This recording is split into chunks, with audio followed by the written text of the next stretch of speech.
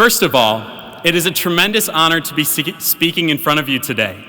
I continue to be amazed by the sheer talent and drive exhibited by the Carlson School community. As graduates, we have been supported countless times by family, friends, professors, advisors, staff. Please join me in thanking them with a round of applause.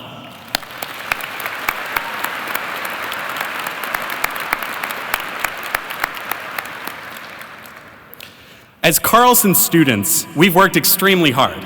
We have bested even the most difficult group projects. You know, the one where someone insists on using Comic Sans for the PowerPoint. We have weathered the famous Carlson curve, enhanced grading techniques. We have stood in line for hours for Panda Express comfort food because you just took an accounting test and you thought Gap was an outdated sweater in your closet. And we prioritize networking? Well, let me tell you, Orange Chicken and I, we go way back. Case in point, it is no secret that Carlson students work hard. It's one of the main reasons why the Carlson School of Management has such a good reputation across the country.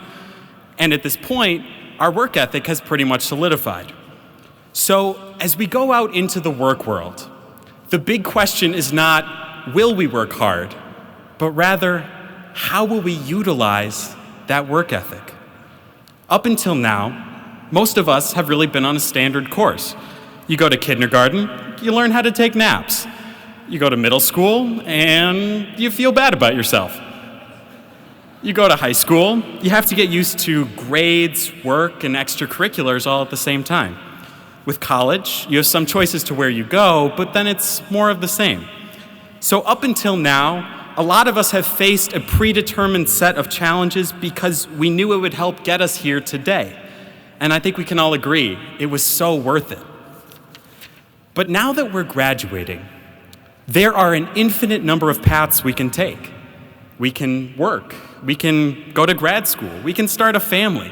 It's an exciting time because the possibilities are endless. Yet, it can be confusing which path we should really take. And in reality, and the parents and professors already know this, there are no clear right answers. Now, there are clear wrong life choices, like eating orange chicken every day for 4 years. Just a hypothetical. For the most part, you'll generally be choosing between comparable life paths. So my advice for you today is that when you are faced with a major decision, you should never make that decision on autopilot. Up until this point in our lives, most of us have been on a similar path because we wanted to end up here today. You didn't have to think about what you were going to work on because it was right in front of you. You do your homework and you go to class because that's what everyone does. If I continued that same logic of simply doing what everyone else is doing because everyone else is doing it, I would miss out on so many other opportunities. In other words, to get the most out of life, you must forge your own path. This sentiment is particularly important with graduation today. Carlson has a phenomenal job placement rate. Some of us have already accepted full-time offers complete with benefits, good salaries, some sick quarter zips, some koozies perfect for game day, discounts at the local mini golf, car chargers with not one, but 2 USB ports. I mean, what more could you want?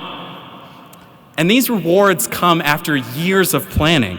You work hard to get a good internship junior year, which leads to a full-time offer, and so on. If this is the standard path, it's a really good one. But I also know that Carlson students dream big.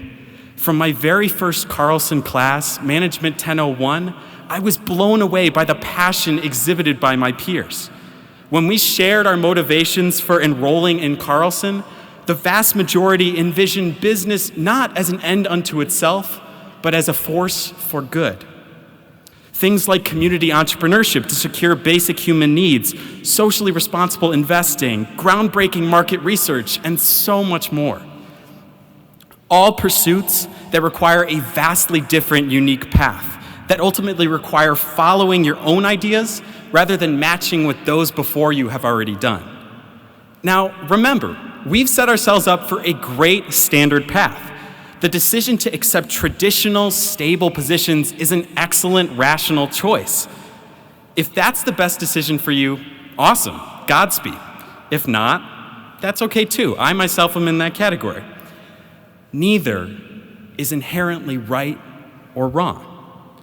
The key thing is to make sure you never make life decisions on autopilot. By making your decisions deliberate rather than bygone conclusions, you can truly unlock that best version of yourself. Now, it is impossible to know when or where you should specifically step off the beaten path. I mean, leaving the beaten path could mean anything to anyone. To me, this past winter, it meant avoiding the 4th Street Circulator at all costs because I value my life. But it varies. You'll know that alternative path when you see it because that dream inside of you will be clamoring to become a reality. My junior year, I faced this dilemma. I always enjoyed politics, and that year, I really wanted an internship in the United States Senate. But, look around. I was in business school. What you do your junior year is that you get a corporate internship with the expectation that you'll receive a full-time offer, and so on. But it was my counselor, Chelsea, the best counselor for the record, who sat me down and said, "Stephen, it's okay to be different." And as a result, I finally allowed myself to explore a different path. That summer, I ended up working for Senator Amy Klobuchar, and it was a phenomenal summer experience. And this single decision had forward-reaching effects. I went on to become the campaign manager for the mayor of Maplewood, who was reelected and appointed as head of the Metropolitan Council. I also finally added my political science major that I had always wanted to. And as a Carlson spy in CLA, I must say, the rumors are true. They are really jealous of our AirPods. No, seriously, I did my honors thesis on this. No, but seriously, I can safely say that none of this would have happened if I had been afraid to forge my own path. You see, there is a spark inside each and every one of us, regardless of one's age or position. It's that dream or passion that fuels us, even when it feels like we're running on empty. It's what allows us to forge our own path. So when you accept your current trajectory as inevitable, when you give in to that autopilot mentality, you risk extinguishing that spark. Listen to that inner voice. As Marie Curie, the first person to ever win 2 Nobel Prizes, once said, "We must believe that we are gifted at something, and that this thing, at whatever cost, must be attained." The beauty in forging your own path is that it is just as applicable within traditional career paths. As a new employee at a Fortune 500, it can be incredibly intimidating. You might even feel the need to act overtly normal just to fit in. But it's not the normal people who are the most successful.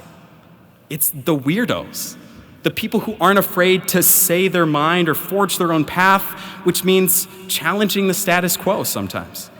Have you seen Elon Musk's Twitter? Love him or hate him, the guy's doing pretty well for himself. And the guy literally advocates for flamethrowers in preparation of the zombie apocalypse.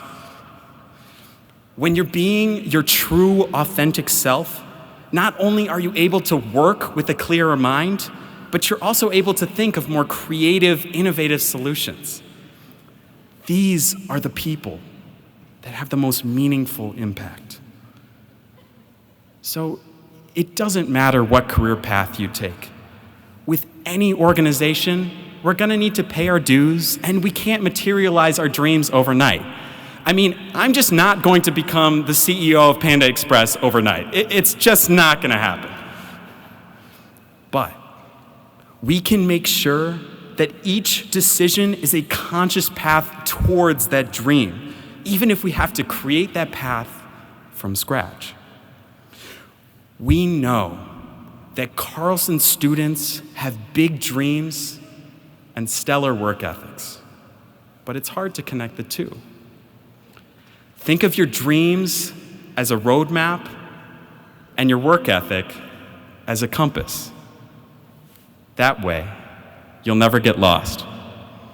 Congratulations to the Carlson School of Management class of 2019. You've earned it. Thank you.